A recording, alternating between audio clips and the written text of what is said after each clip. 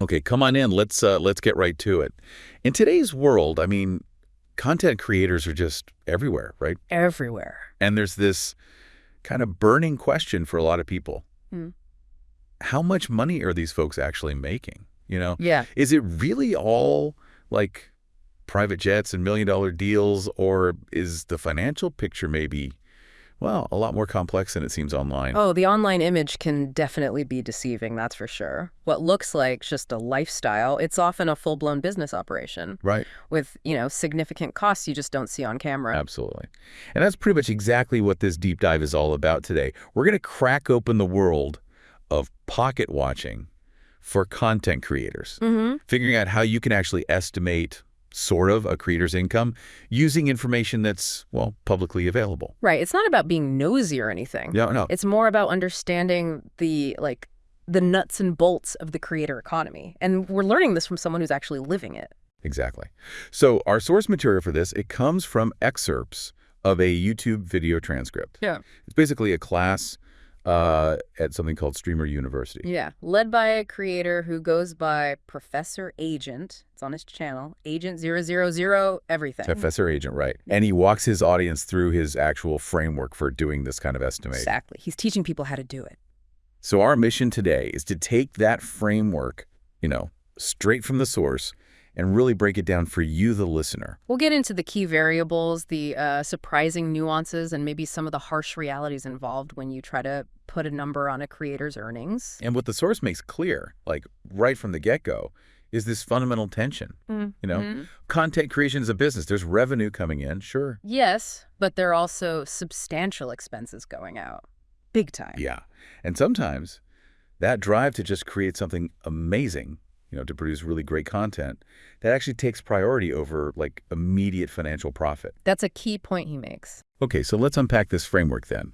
Professor Agent, he emphasizes that, okay, you can't get an exact number, but you can build a pretty solid estimate. Because most of the info you need is actually out there, as he puts it. You just need the right approach. So what are the core pieces of this pocket watching framework, according to the source? Well, it really starts with recognizing the different streams of revenue and how wildly they can vary. The transcript focuses mainly on ads and brand deals as the sort of primary sources. And the variation is huge, isn't it? The source really hammers home how much ad rates differ depending on the type of content. Yeah, this is where it gets really insightful. The example given is on YouTube, right? If your content is in, say, the tech and finance niche, you might see earnings of like $15,000 for 1 million views. Okay, 15 grand. But if you're doing pranks and IRLs, in real life stuff, that same 1 million views might only pull in $3,000 to $5,000. Whoa, wait, 3 to 5 grand versus 15. Yeah. That's a potential fivefold difference just based on what you're talking about or doing. It's massive. 5 times more for the same views. Okay, that's a critical distinction you have to factor in. Absolutely. And it's not just the type of content, but when it's published too, right? Seasonality plays a massive role. Oh, huge. The source explicitly points this out. You'll typically earn significantly more from ads in, say, September or November than you would in February. Why is that? Advertiser spending. Exactly. It comes down to advertiser spending patterns. The fourth quarter, leading up to Thanksgiving, Black Friday, Christmas, that sees the highest ad spend. Everyone's trying to sell stuff. Right, the holiday rush. Yep. And conversely, January and the rest of Q1 are notoriously slow. Same with often the summertime when people are maybe on vacation more. So you definitely can't just take 1 month's estimated ad revenue and just multiply it by 12. That wouldn't work at all. No, you really need to understand these industry-wide cycles. Yep. And this kind of leads into how creators try to maximize that ad revenue, within those cycles. How so? Well, the transcript mentions video length matters, particularly on YouTube. Longer videos can fit more ad breaks. Ah, okay. More slots. Right. And some creators even set up what they call VOD channels, video on demand channels. Okay. Where they mostly upload recordings of their long live streams, specifically to capitalize on putting lots of ads into that, extended content. That makes sense. More content surface area means more ad opportunities. Logical. Pretty much. Okay, so beyond ads, the source talks about brand deals. Those can be mega, it says. Yeah, brand partnerships, sponsorships. They can inject really substantial, often fixed sums of revenue. Professor Agent even mentions strategies like, directly approaching companies they genuinely like. Oh, interesting. Yeah, citing examples like maybe Cinnabon or Popeyes to try and secure those kinds of deals. Okay. So you're looking at average viewership, you're estimating ad rates based on the niche and the season, factoring in content length. That starts to give you a potential revenue picture. But here's the crucial turning point the source really emphasizes, using some pretty compelling examples. Yeah. Revenue is only half the story. This is where the business aspect really, really comes into focus. The source drives home that content creation isn't just, making videos in your bedroom anymore for many. Right. It involves running an actual operation with significant and often surprising expenses. The example given of that rough month, January, I think it was, for a specific event like a weight loss marathon, it really underscores this. The expenses listed were just enormous. Oh, they were. And what's eye-opening are the specifics detailed in the source, like renting a location for the event. How much was that? Cited at $80,000 just for the location. 80 grand. Yeah.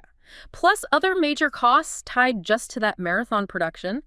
Expenses for different segments within the content, equipment rental or maybe purchase, transportation, flights for guests or crew. Okay. And of course, ongoing payroll for the team. You need people to run this stuff. So what was the total for that single month's expenses? The source put it at $380,000. Wow. $380,000. That's a staggering number, even for a creator who might be pulling in high gross revenue on paper. It absolutely highlights that the big revenue numbers you might see estimated online, they're just gross income. They don't reflect the very real costs. Right. Production, staffing, equipment, events.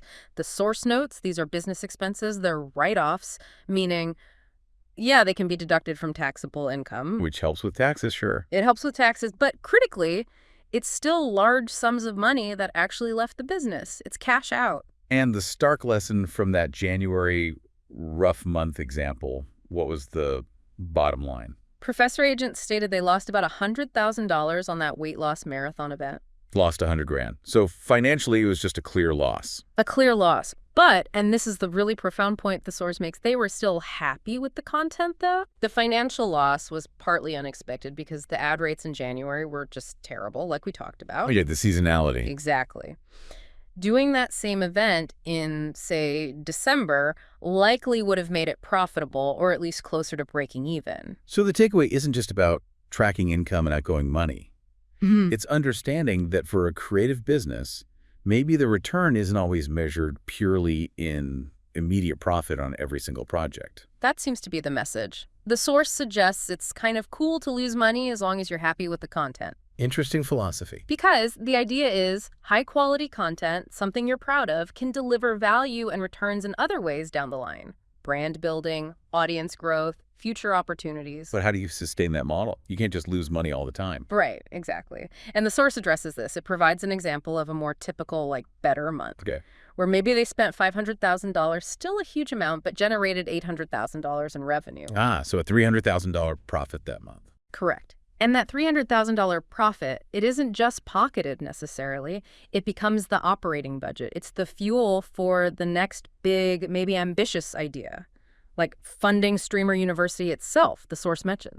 Got it. So, okay, you need to have more winning months than losing ones overall, obviously, to keep the business viable. Definitely. But specific projects can be strategic investments or even calculated losses that ultimately contribute to the creator's growth, or their brand, or just their creative output. Exactly. And that surplus, that profitable difference, as the source notes, it gets reinvested, both back into the content operation, allowing for bigger, more innovative projects, and often personally invested outside the business, too. Like stocks or real estate mentioned. Yeah, diversifying, standard business practice, really. This paints a much, much more intricate picture than just views equal money. It's way more complex. Oh, yeah. It's views translating into these variable ad rates based on niche and time of year, combined with brand deals, but all of that is offset by sometimes huge operating expenses. Requires a really careful balance. Yeah, between financial health and creative ambition. And that's why the whole concept of a pocket-watching cheat sheet from the source involves ranges. A low and high estimate for ads, for brand deals, and so on. Right, you're not getting one number. No, you're assessing all these different variables. You can watch a stream for an hour to gauge how often ads pop up, estimate the concurrent viewers, and then apply these estimated rates and factors we talked about. And the source gives specific examples too, right? Like Right. showing how you could estimate earnings for someone with maybe 2,000 live viewers based on ad frequency. Yeah, or the breakdown he did for another creator named Talou across different platforms. Yeah. TikTok, Snapchat, Twitch, detailing estimated monthly income derived from how often they post on each. Like $134,400 just from TikTok, posting 6 times a day. Wow. And Snapchat. $35,000 from Snapchat, posting 23 times a day. Okay, so it demonstrates that with this framework Professor Agent laid out and using publicly accessible data, Yeah, data points like view counts, posting frequency. you can actually construct a surprisingly detailed financial picture, even across a creator's whole multi-platform presence. It's definitely possible to get a ballpark figure, yeah. But the final point the source makes, it feels really important. Professor Agent suggests that many people now are getting into content maybe just for the perceived money, Yeah, he calls them frauds. which is harsh. But his point is, he believed the people in his class, the ones who are serious enough to actually learn the business side, Mm-hmm. they're there because they genuinely love creating stuff and they want to bring their ideas to life. And this really underscores a crucial insight, I think. While you absolutely need to understand the business side to be sustainable, You can't ignore it. you can't. But don't let the pursuit of money compromise that creative drive that got you started in the first place. But the flip side is true too, right? Exactly. Being purely creative with zero regard for the financials, that's not sustainable either. You'll just run out of resources. So the source positions these two things, creativity and financial reality, as just intrinsically linked.